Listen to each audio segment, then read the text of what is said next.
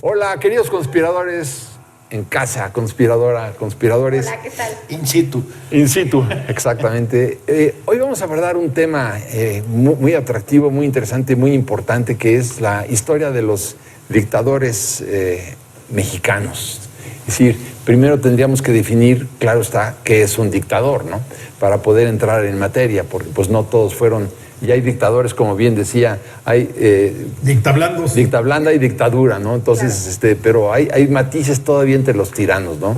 Pero no, este es el tema, los dictadores mexicanos. Y los dictadores, porque además no son ajenos en la historia de América Latina, digamos, en el siglo XX, que es donde también hay unos botones que ojalá pudiéramos olvidar en esto, que es el devenir, pero realmente en México ha habido una dictadura como se conoce, digamos, estas horrendas dictaduras militares que hubieron en el Cono Sur. Yo también considero que hay muchos matices en nuestra historia y en los gobernantes. Odio, de una vez te lo digo, Paco, odio el término tirano. Sobre todo en la historia de México, yo creo que no ha habido un tirano como esa vieja usanza romana. ¿Ni Huerta? ¿Ni Huerta? No, es dictadores. Dictadores sí, pero es tirano. Tirano es como de literatura, es como Shakespeare, no sé. Tendrás que decirnos que es un tirano como para Nerón, ti. una cosa No, terrible. tú eres el tirano. Cuando corrimos al tirano Porfirio Díaz, a ver, ¿cómo definirías? ¿Es lo mismo un tirano que un dictador? Bueno, ahorita vamos a ver. ese es el tema. Son primos hermanos. Vamos a hablar sobre dictaduras y dictablandas, porque vivimos, según Vargas Llosa, que no es santo de mi devoción, una dictadura perfecta, que la verdad es que tuvo un golpe de ingenio bastante brutal y de una realidad. O sea, no debemos de ver a Vargas Llosa. Hablemos, sí, por supuesto que sí. Lo que no hay que hacerles caso. Salud. Son cosas distintas. Pues eres un dictador.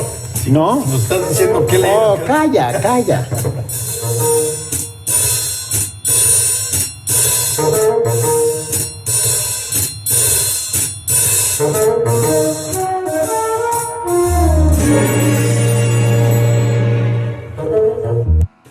Bueno, queridos conspiradores en casa, comencemos, si quieren ustedes, por tratar de definir lo que es una dictadura.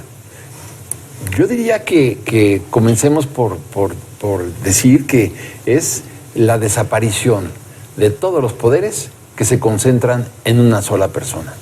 Si Montesquieu pedía desde los años de la Revolución Francesa la separación de poderes, aquí es claro que si una sola persona acapara los tres poderes de la Unión, es decir, el legislativo y el judicial, en ese momento se convierte en un dictador, y este país, en donde desaparece el Estado de Derecho, empieza a regirse por los estados de ánimo de una persona.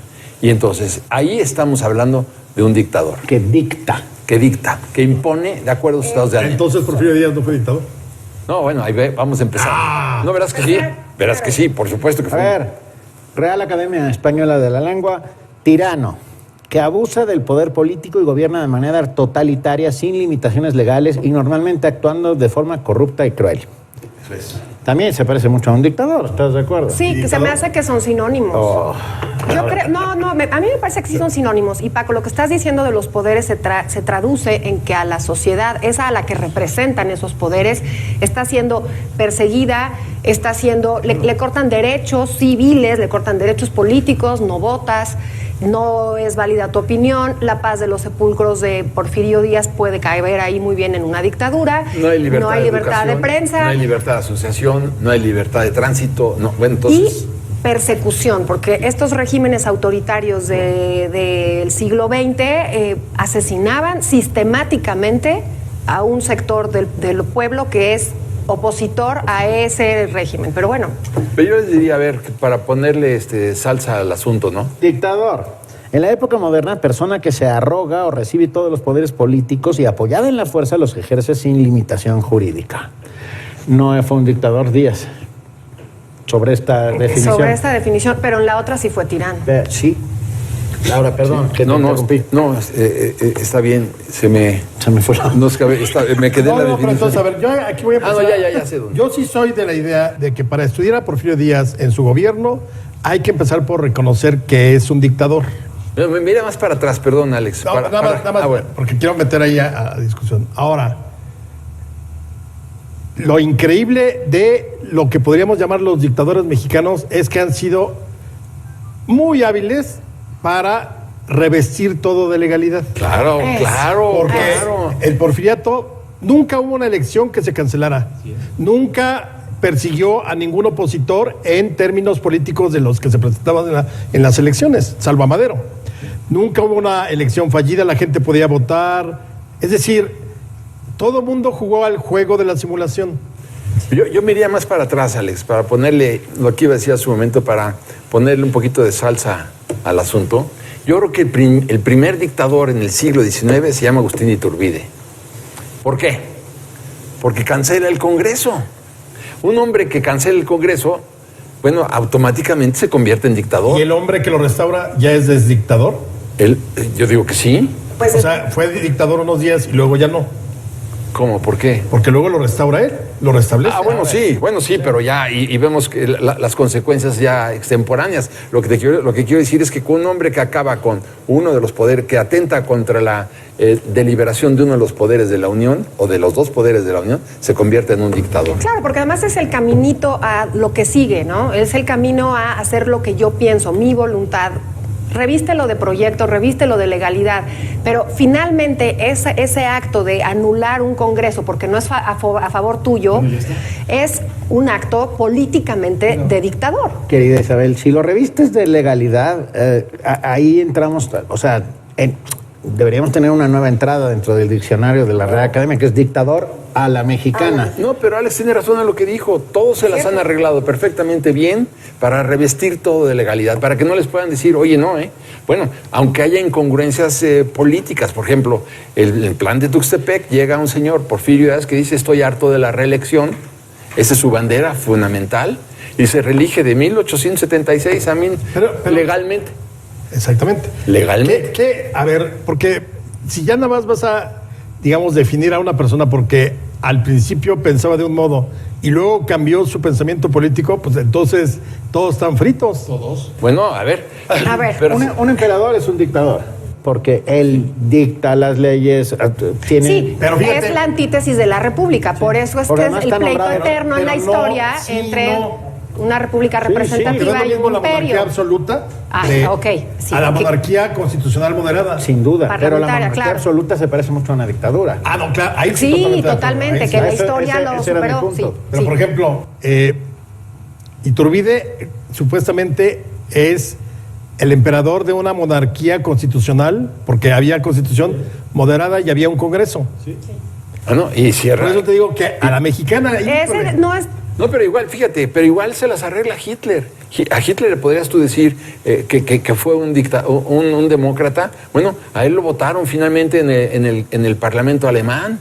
Entonces tú dices, ¿está bien, no está mal? No, bueno, claro que él revistió de legalidad todo este asunto para que quedara intocable desde un punto de vista jurídico. Eso no le quita que es un miserable tirano y asesino y todo lo que tú quieras, ¿no? Bueno. Pero todos lo saben hacer muy bien, saben vestir muy bien, aprovechar las estructuras democráticas para destruir la democracia de un país. Destruir la democracia de un país y revisando estos dictadores que siempre caemos en los mismos, les pregunto a ustedes, ¿les parece que el fraude que le hace Calles y el grupo de Calles a Vasconcelos es de un dictador? Porque vámonos a la historia. En 1929, desde el 28, Vasconcelos había hecho una verdadera campaña que de pronto surgió de la gente, una cosa como Madero, algo muy democrático. La gente creía que ya México estaba listo para muchas cosas, entre ellas el voto de la mujer.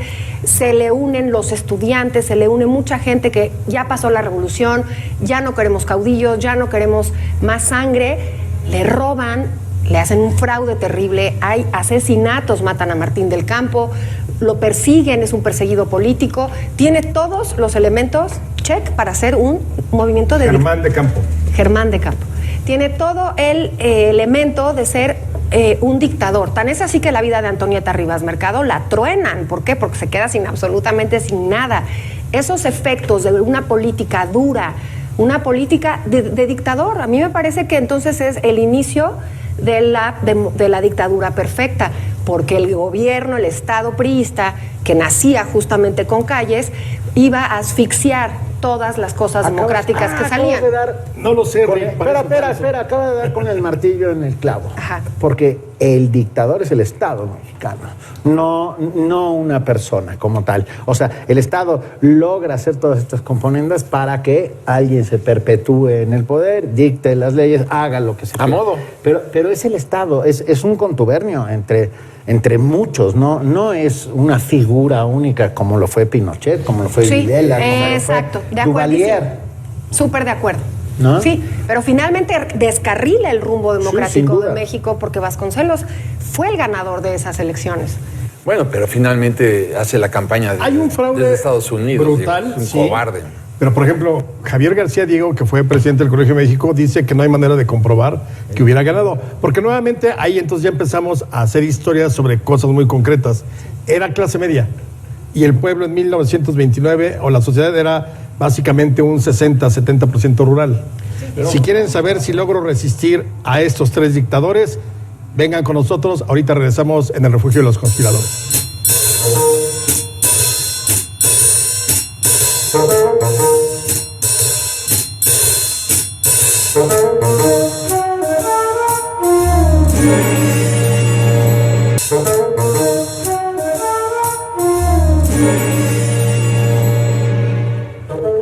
Vámonos para atrás, yo diría que nos fuéramos para atrás. Yo diría que nos fuéramos a Santana, ¿no? Cuando cambia la Constitución de 1824 para una Constitución centralista. En contubernio con esos diputados que la votaron. Claro. Es que ahí es donde está el tema. Sí, No, fíjate que no pero lo reviste de legalidad otra vez. Entonces, claro, este gobierno centralista, bueno, pues tiene como consecuencia, tiene como consecuencia, te diría yo, la pérdida después de la mitad del Pero territorio. tengo una nacional. gran duda. Sí. Si la sociedad eligió, bueno, en esa época no era la sociedad, eran los mismos políticos que escogían a esos representantes en la Cámara, esos legisladores, pues ¿dónde está el revestimiento de política? Finalmente ganas para poner tu proyecto. Bueno, pero ganas, por ejemplo, Santana regresa 7 veces para poner su proyecto. O sea, imagínate que... pero Son los también- asegúnes de la democracia. No. Por eso es tan importante el revisar tu voto. En otras sociedades importa mucho, los periodos son pocos, se vota en castigo, en consecuencia de, porque hay impunidad, porque no hay impunidad, porque hay das cuentas, rendimiento de cuentas.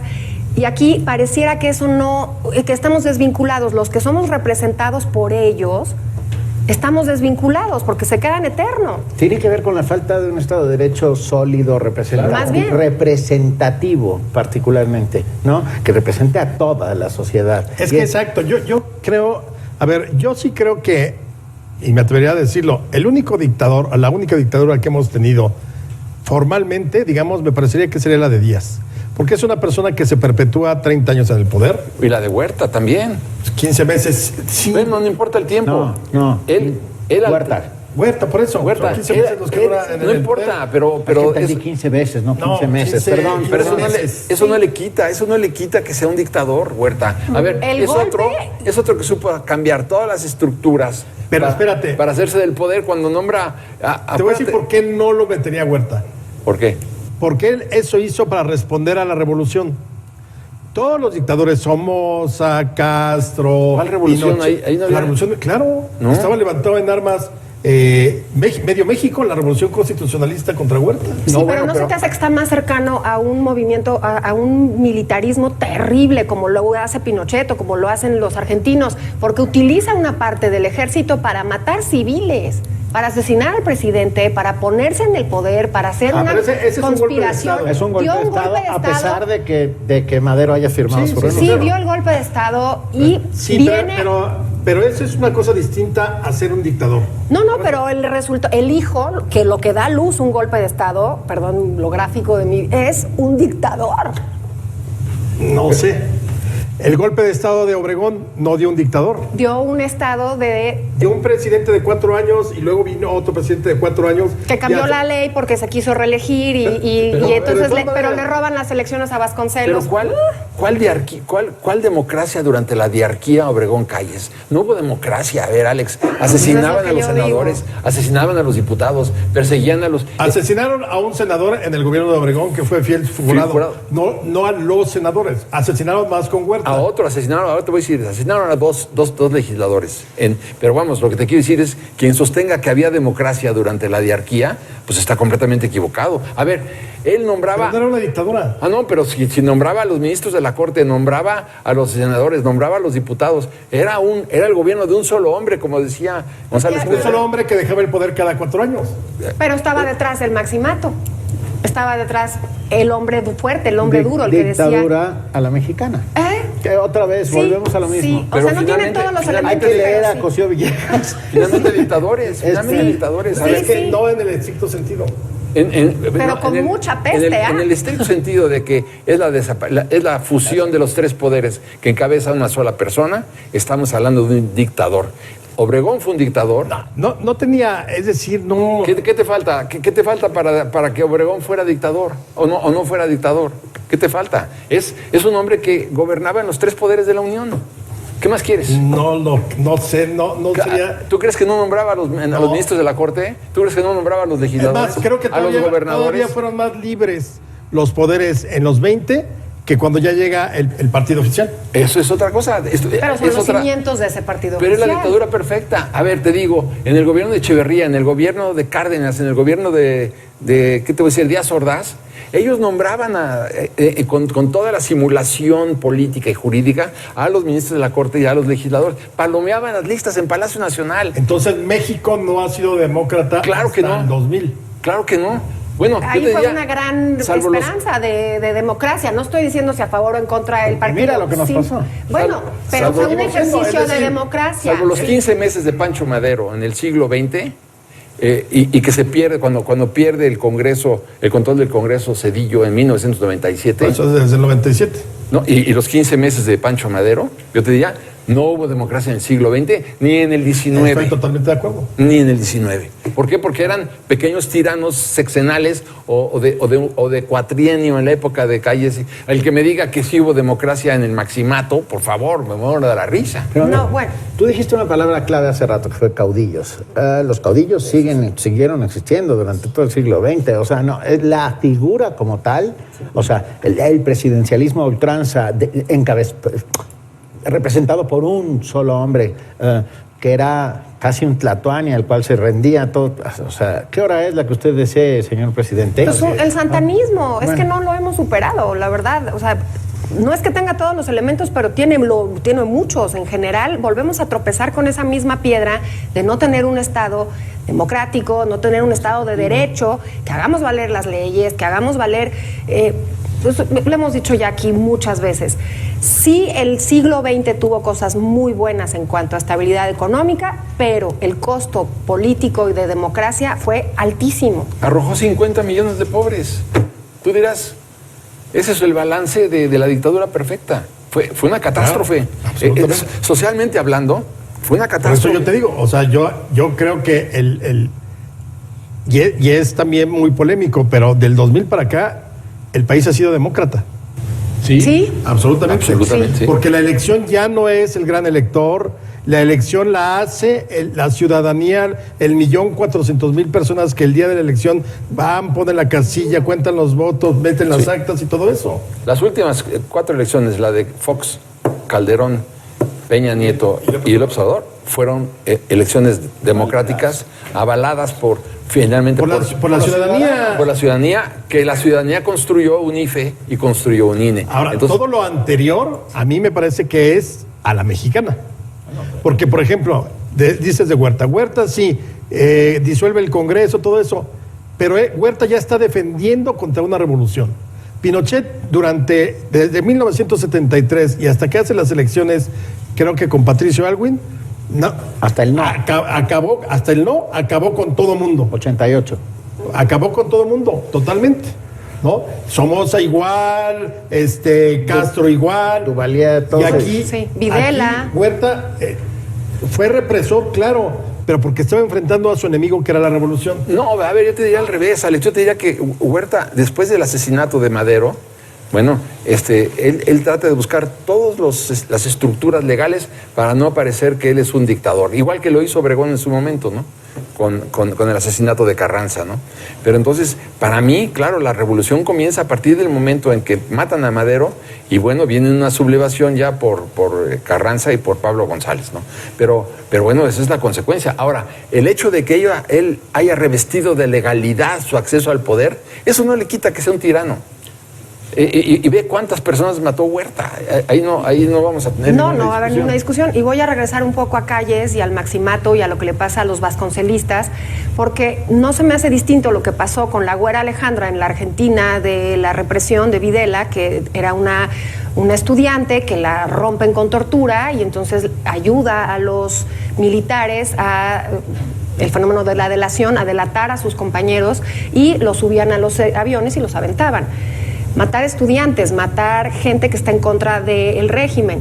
No lo veo tan distinto a lo que pasó aquí en los 20s, el 29, con los vasconcelistas. Con la Guerra Sucia. Con la Guerra Sucia. Pero la Guerra Sucia hacían el mismo sistema. Mato estudiantes, los encarcelo, el golpe del 60, o sea, el 68 también. Hemos tenido muchos elementos cerca de la dictadura en nuestra historia. Yo te diría que hay otro argumento que merece también un análisis importante, el de la sociedad, ¿no?